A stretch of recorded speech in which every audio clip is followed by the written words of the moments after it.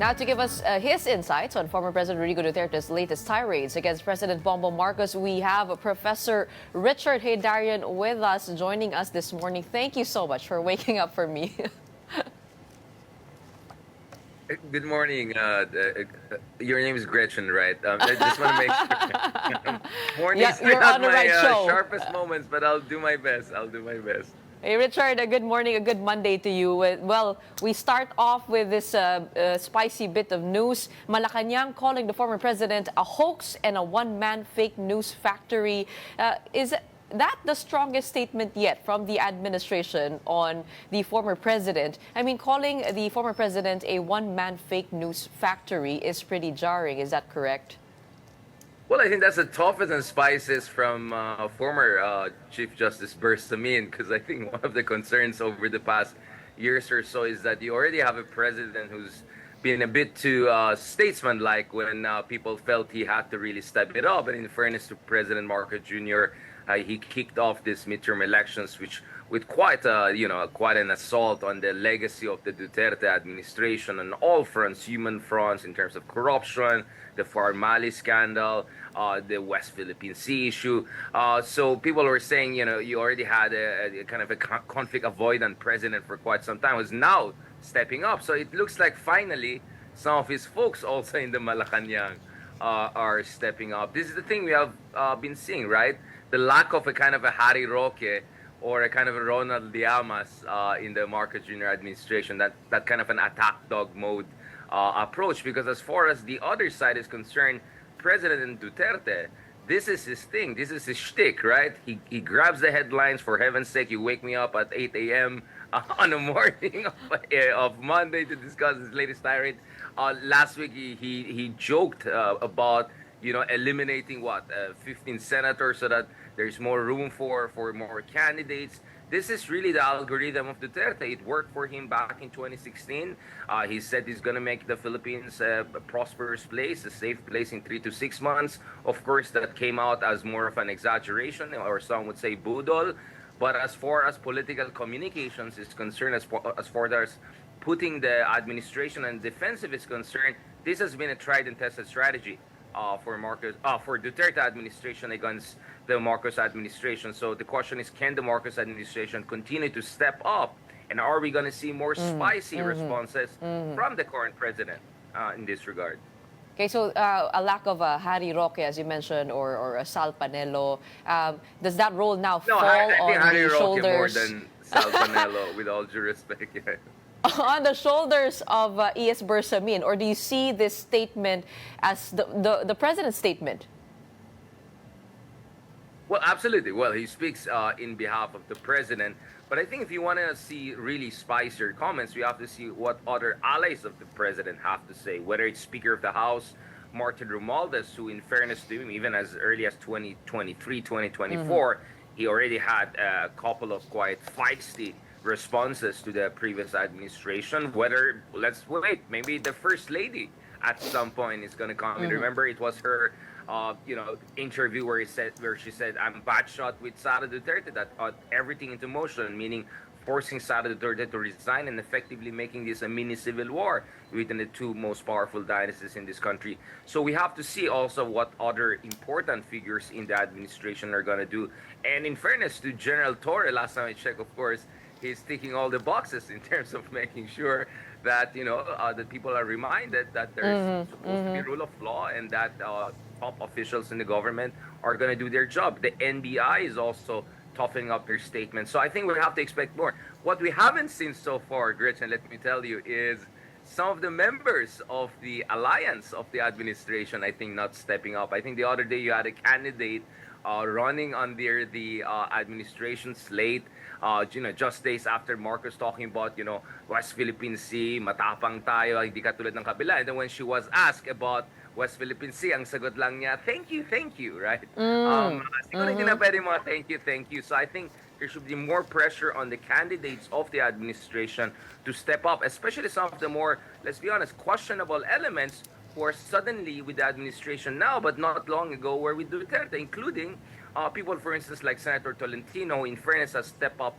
on the issue of West Philippines in recent years. But let's not forget, he was the Ronald Llamas of Duterte. He was the Political Affairs Secretary of Duterte. There are a couple of other candidates in the alliance who are quite quiet on some of these issues and perhaps have to step up and to, speak for the team, right? Be good soldiers. And that's, I think, what has been lacking so far. So in fairness to Bersamin, he's stepping up. BBM himself stepping up. Sandro, who took the lead in pushing for the impeachment against Sara Duterte, stepping up. First Lady already had stepped up the other year. The same thing with Speaker of the House. I'm waiting for some of these other candidates enjoying all the perks of running under the alliance of President Marcos Jr.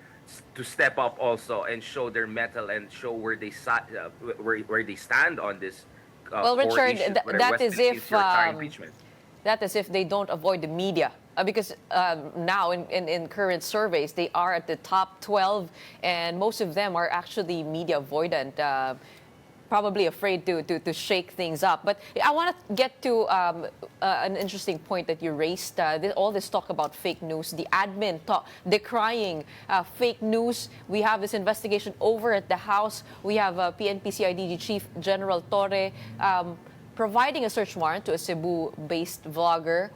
I mean, on one hand, we do want to have a safer environment online, but on the other hand, isn't it also scary to get into this government regulation when it comes to the online space? What do you think about all those? I mean, the Marcos camp even decrying that, even after they've been accused also of manufacturing fake news about the golden years of Marcos Sr.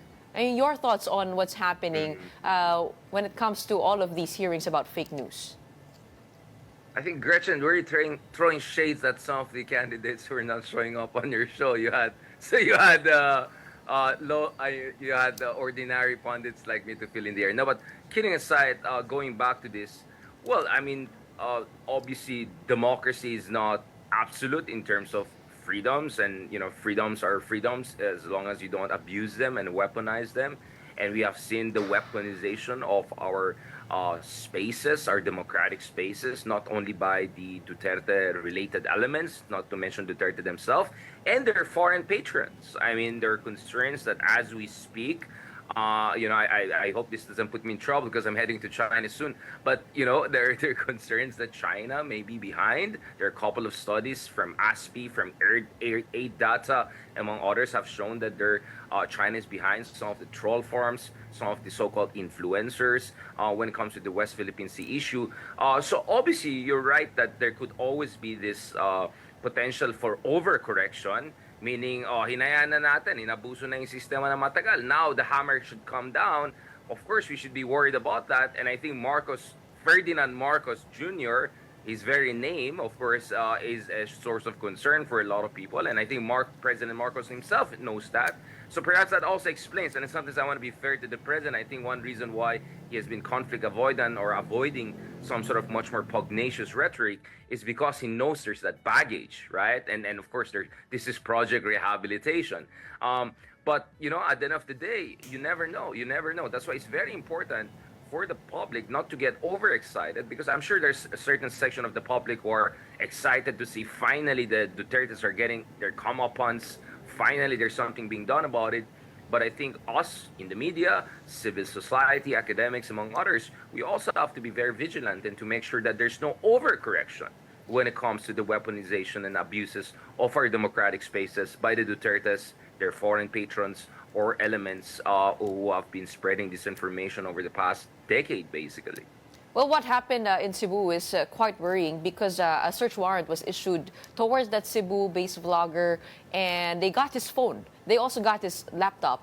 And I think, sabi niya, parang dinownload daw yung content niya at wala na siyang magawa. But on the other hand, how do you legislate against fake news? How do you determine what is real and what is fake? Is government in charge of that? I mean, we threw those questions to Congressman Barbers. Sinasabi niya, ang media nga, ang mga journalists nga, meron ng, kumbaga, accountability to the KBP. What more in the social media space? But also, why should we put that in the hands of Congress? Those questions arise, right? Mm-hmm. Oh, absolutely. These are basic, fundamental questions that have been bedeviling all sorts of democracies.